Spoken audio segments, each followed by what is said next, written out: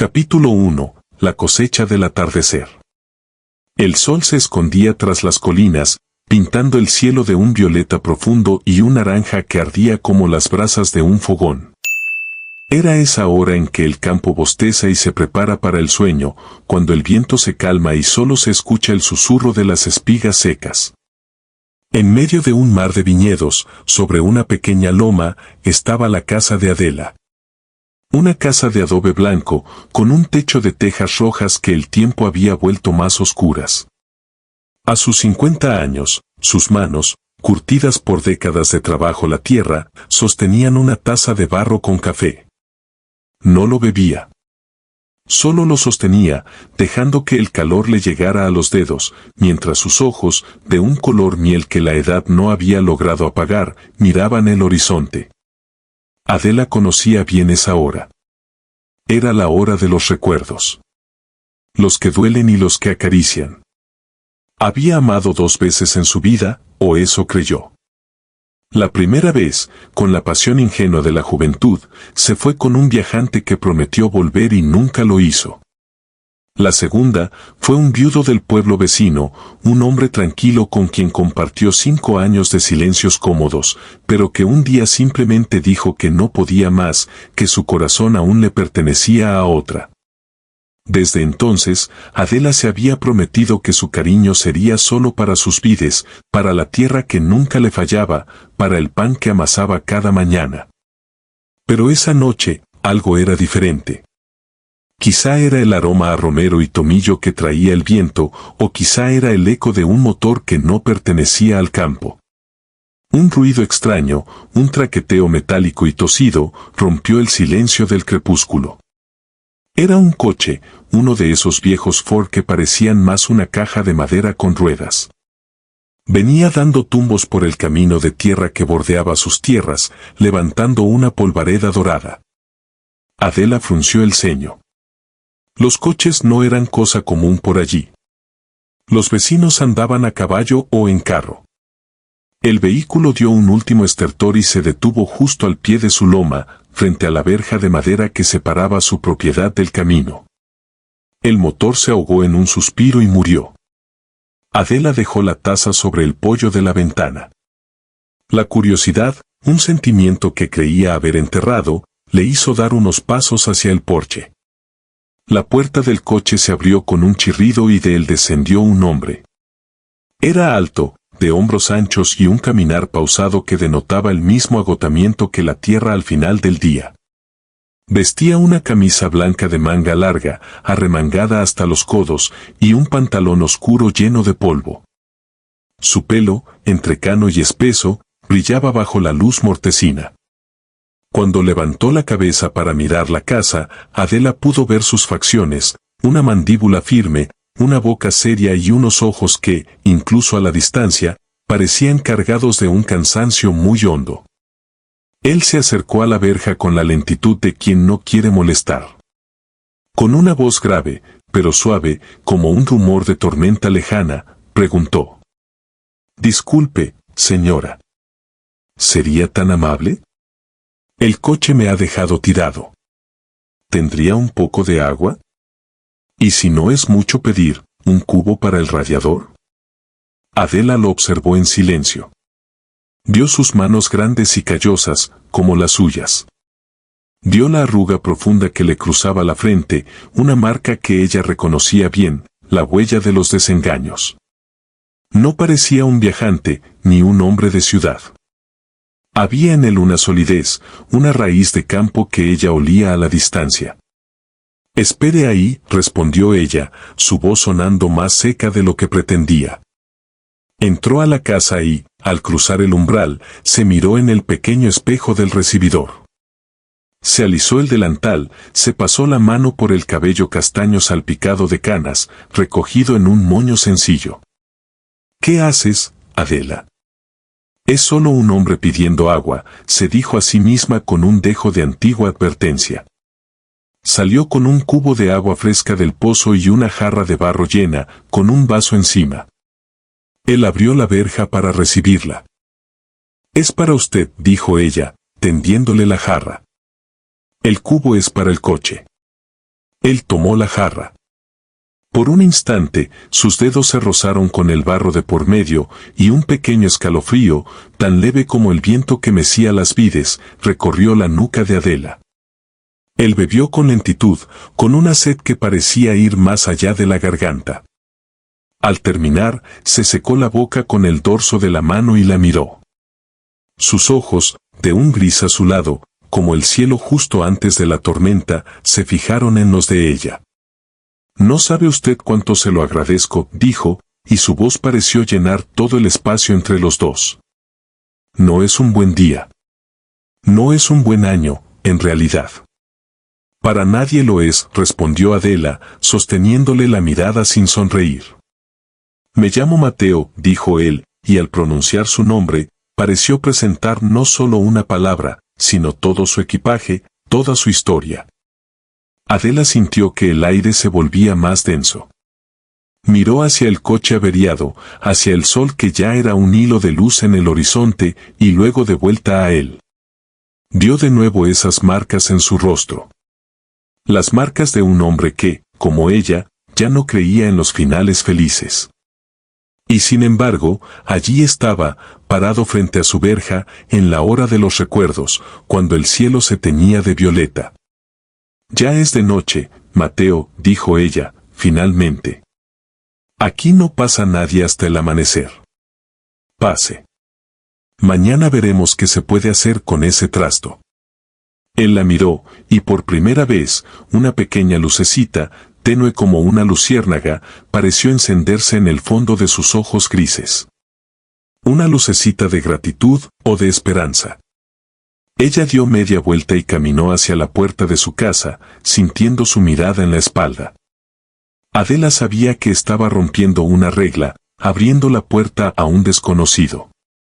Pero en el fondo de su corazón, ese lugar que creía seco y agrietado como la tierra en verano, algo muy pequeño, muy frágil, acababa de recibir la primera gota de agua. Fin del capítulo 1. Capítulo 2. La luna sobre el lagar. La puerta de madera se cerró tras ellos con un golpe sordo que resonó en el silencio de la noche. Adela encendió un candil de aceite y una luz bailarina llenó la estancia. Era una cocina humilde, con vigas de madera en el techo, una mesa de pino gastada por el uso y una estufa de hierro que aún conservaba el calor del horno de leña. Mateo se quedó en el umbral, como si dudara si debía cruzar esa línea. Sus ojos recorrieron cada rincón, las hierbas colgando del techo, la imagen de la Virgen en un pequeño altar, las cortinas de encaje ya amarillentas. Todo hablaba de una vida solitaria, de una mujer acostumbrada a su propio silencio. «Siéntese», dijo Adela, señalando una silla junto a la mesa. «Debe tener hambre». «No quiero molestarla más, señora». «Adela», lo interrumpió ella, mientras ponía una olla de barro sobre la estufa. «Me llamo Adela». «Adela», repitió él, y el nombre sonó diferente en su boca, como si lo estuviera aprendiendo. «Es un nombre hermoso». Ella no respondió. Sirvió 2 platos de un guiso de lentejas que había preparado al mediodía, cortó 2 rebanadas de pan de hogaza y los puso sobre la mesa. Luego se sentó frente a él, pero no empezó a comer. Solo lo observó. Mateo comió con la necesidad de quien no ha probado bocado en todo el día, pero con una extraña delicadeza, como si temiera ofenderla con su apetito. Ella esperó. Sabía que los hombres, cuando tienen algo que esconder, siempre hablan para llenar los vacíos. «Vengo de muy lejos», dijo él finalmente, sin levantar la vista del plato. «Del sur. Buscaba trabajo en las bodegas del norte. Me dijeron que por estas tierras necesitaban manos para la vendimia». «La vendimia terminó hace 3 semanas», respondió Adela con sequedad. «Llega tarde, Mateo». Él levantó la cabeza y la miró. En la luz temblorosa del candil, sus faciencias parecían más marcadas, más duras. Pero también más vulnerables. «Siempre llego tarde», murmuró, y hubo tal peso en esas palabras que Adela sintió un vuelco en el pecho. Se hizo un silencio incómodo. Ella apartó la mirada primero, incómoda por esa confesión inesperada. Fuera, el viento comenzó a agitar las ramas de los olivos. Un trueno lejano retumbó en la distancia. Parece que viene tormenta, dijo ella, levantándose para cerrar la ventana. Espere, la voz de él la detuvo. Mateo se había levantado también y estaba demasiado cerca. Ella podía oler su aroma, tabaco, sudor y tierra mojada. Yo la cierro. Usted ya ha hecho bastante. Pasó junto a ella, rozándole apenas el hombro con el pecho. Adela contuvo la respiración. Cuando él estiró el brazo para cerrar el postigo, la luz del candil iluminó su perfil, y ella vio la tensión en su mandíbula, la manera en que sus dedos se aferraron al marco de madera como si necesitara sujetarse a algo. ¿Por qué huye?, preguntó ella, sin pensar. La pregunta flotó en el aire como el polen en primavera. Mateo se quedó inmóvil, de espaldas a ella, la mano aún en la ventana. Cuando se giró, sus ojos grises tenían un brillo peligroso. ¿Quién dice que huyó? Nadie. Lo dicen sus ojos. Él dio un paso hacia ella. Otro. Ahora estaban frente a frente, separados solo por un palmo de aire cargado de electricidad. Adela podía sentir el calor que desprendía su cuerpo, podía ver el latido de su propia sangre en el pulso de su cuello. Tiene razón, susurró él, y su voz era tan baja que ella tuvo que inclinarse ligeramente para oírlo. Huyo de un fantasma. De una mujer que me enseñó que el amor es una mentira que nos contamos para no morir de frío. Adela sintió que las palabras le atravesaban el pecho como cuchillos. Era exactamente lo que ella había pensado tantas noches, sola en esa misma cocina, mirando las paredes que no le devolvían más que silencio. ¿Y usted?, continuó él, atreviéndose a dar un paso más, ¿de qué huye, Adela? Ella quiso responder, quiso decirle que no huía, que estaba donde siempre había estado, que la tierra no engaña, que las vides no prometen y luego se marchan. Pero las palabras se le atragantaron. Porque en el fondo sabía que sí, que también huía. Huía del recuerdo de dos hombres que la habían vaciado por dentro. Un relámpago iluminó la cocina, cegador, seguido de un trueno que pareció sacudir los cimientos de la casa. La luz del candil parpadeó, se apagó por un instante, y al volver, Mateo estaba más cerca aún. Su mano, casi sin querer, se había posado en el borde de la mesa, atrapando a Adela entre él y la madera. «Debo irme», dijo ella, pero su voz tembló y no se movió. No, la voz de él era un ruego. «No se vaya. Llevo tanto tiempo solo. No quiero estar solo esta noche». El viento azotaba las paredes. La lluvia comenzó a golpear el tejado con furia. Y en ese pequeño universo de luz amarilla, dos almas heridas se miraban con el miedo de quienes saben que una chispa puede incendiar un campo seco. Adela levantó la mano y la posó sobre el pecho de él. Podía sentir su corazón latiendo acelerado, como un animal asustado.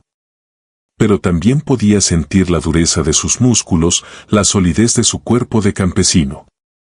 «Yo también tengo miedo», confesó ella, y fue la primera vez en años que decía algo así en voz alta. Miedo a que esto no sea más que otra tormenta que pasa y no deja nada. Mateo tomó la mano de ella entre las suyas. Eran manos ásperas, pero su tacto era increíblemente suave. Las llevó a sus labios y depositó un beso en sus nudillos, con la lentitud de quien está saboreando algo sagrado.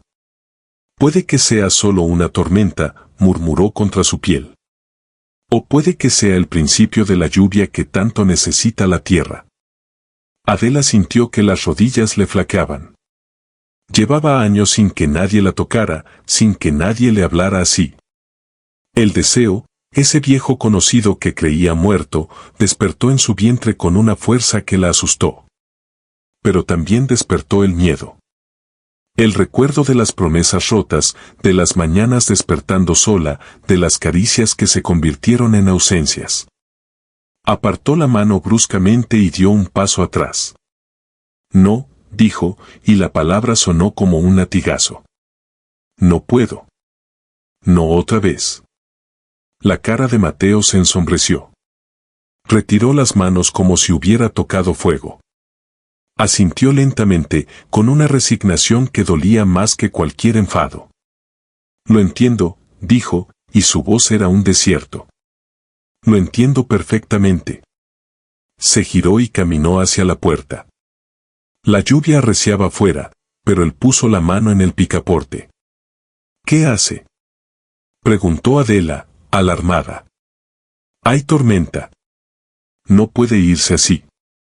Prefiero la tormenta de fuera a la que hay aquí dentro, respondió él sin mirarla. Gracias por la cena, Adela. Y por el agua. Mañana al amanecer buscaré ayuda para el coche. No volverá a verme. Abrió la puerta. El viento entró furioso, apagando el candil de un soplido. La cocina quedó a oscuras, solo iluminada por los relámpagos que partían el cielo. Y en la negrura, Adela lo vio marcharse. Vio su silueta recortada contra la luz de los rayos, caminando hacia la tormenta, hacia la noche, hacia la soledad que ambos conocían tan bien. Mateo. Gritó, pero su voz se la llevó el viento. Él no se detuvo. Adela se quedó en la puerta, empapándose, viéndolo alejarse. El corazón le latía con fuerza, partido entre el alivio y una desolación inmensa. Había hecho lo correcto. Lo sabía. Había protegido su corazón. Entonces, ¿por qué sentía que acababa de perder lo único valioso que le había pasado en años? Cerró la puerta lentamente.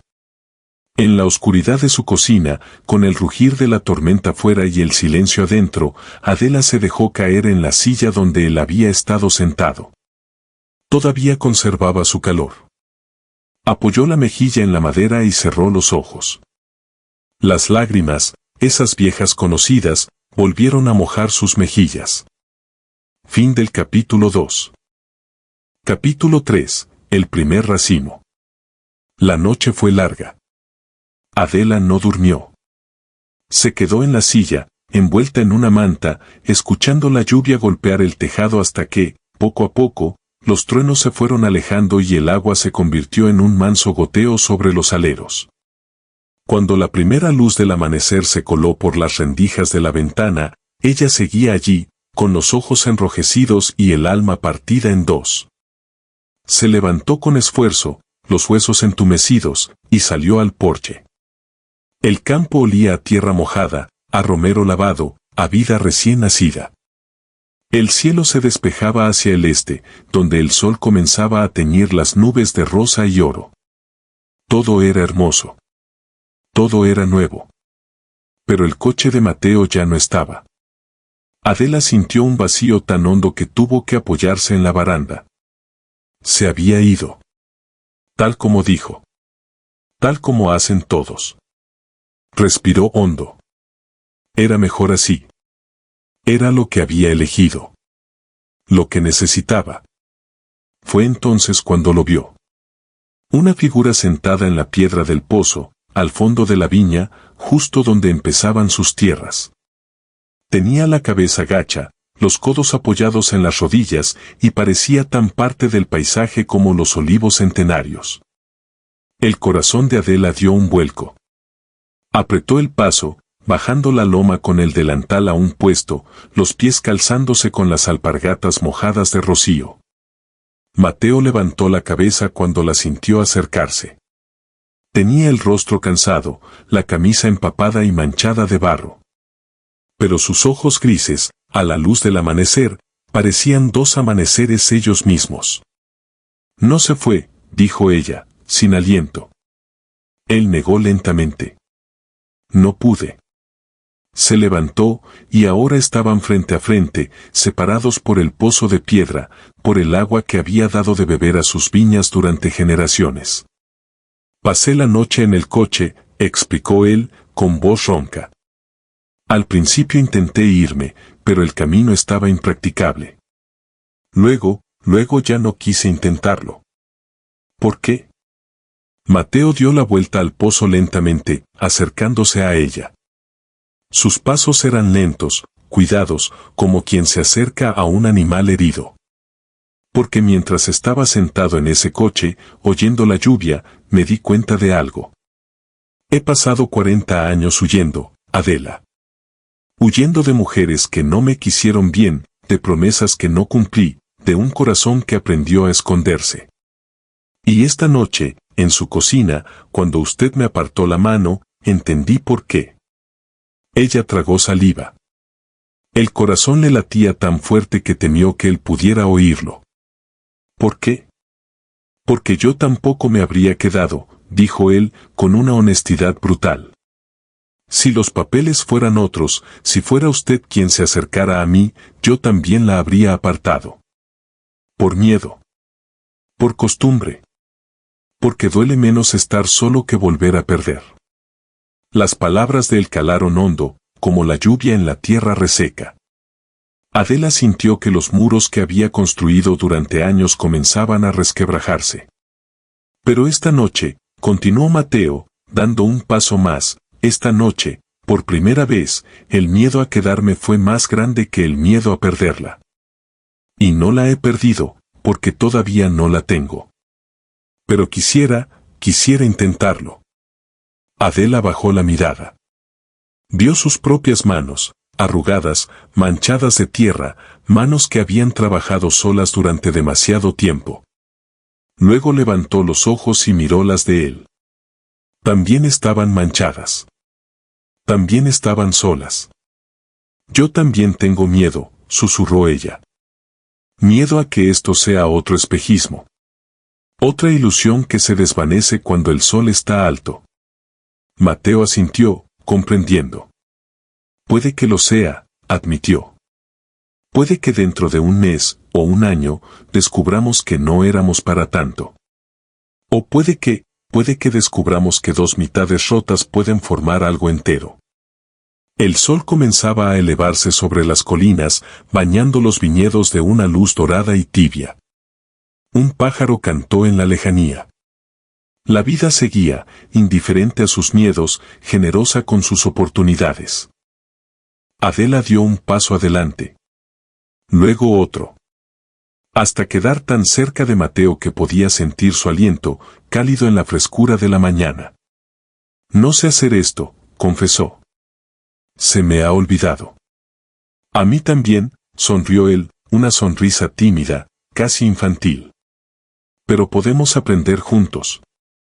Ella levantó la mano y la posó en su mejilla. La piel de él estaba fresca por la noche a la intemperie, pero bajo ella latía una calidez que pedía quedarse. Él cerró los ojos un instante, como si ese simple contacto fuera una bendición. Luego, con una lentitud que hacía honor a todos los años de espera, Mateo inclinó la cabeza y sus labios encontraron los de ella. Fue un beso suave. No de esos que prometen noches de pasión desenfrenada, sino de esos que prometen mañanas compartidas, tardes de silencio cómodo, manos que se buscan bajo la mesa. Un beso que sabía a tierra mojada, a pan recién horneado, a todo lo que había estado esperando. Cuando se separaron, Adela tenía los ojos brillantes. Pero esta vez no eran lágrimas de tristeza. ¿Y ahora qué?, preguntó ella. Mateo miró a su alrededor. La viña se extendía ante ellos, ordenada en hileras perfectas, los racimos aún pequeños, verdes, prometiendo la vendimia futura. Ahora, dijo él, tomándole la mano, ahora me queda un coche averiado que arreglar, y a usted unas viñas que atender. Y mientras tanto, podríamos ver qué pasa. Ella apretó sus dedos entre los de él. La piel áspera encontró piel áspera. Y fue el encuentro más suave del mundo. Pase, dijo Adela, y esta vez su voz no era seca ni prevenida, sino cálida como el sol que ya calentaba la tierra. Le prepararé un café mientras pensamos cómo arreglar ese trasto. No hay prisa, respondió él, sonriendo. He esperado 55 años para llegar aquí. puedo esperar un poco más. Y así, caminando lentamente, sin soltarse las manos, subieron la loma hacia la Casa Blanca. La puerta de madera se abrió y esta vez, cuando se cerró tras ellos, no fue un golpe sordo de soledad, sino el susurro de un hogar que, después de mucho tiempo, dejaba de estar vacío. Mensaje final.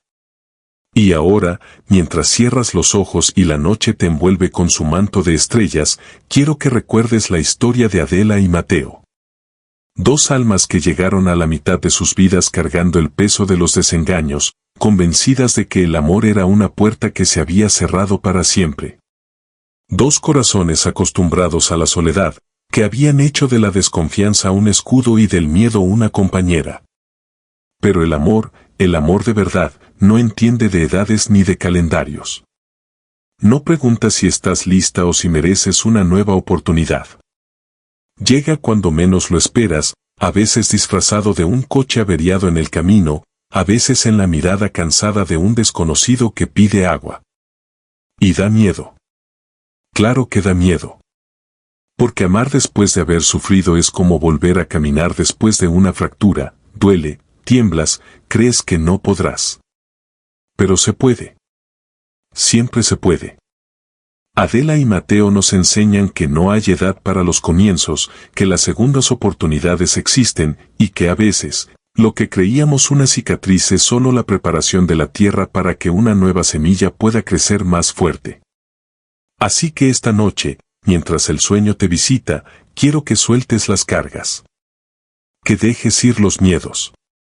Que abras una ventanita en tu corazón, por pequeña que sea, por si acaso mañana, o pasado, o dentro de un año, la vida decide llamar a tu puerta disfrazada de casualidad. Porque mereces ser amada. Mereces volver a intentarlo.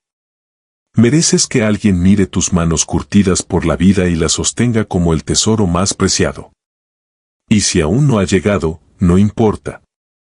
Disfruta de tu propia compañía, cultiva tus propias viñas, aprende a quererte en la soledad. Porque solo cuando estamos enteros, cuando nos hemos reconciliado con nuestras heridas, estamos listos para recibir a quien llegue sin miedo a rompernos. Fin.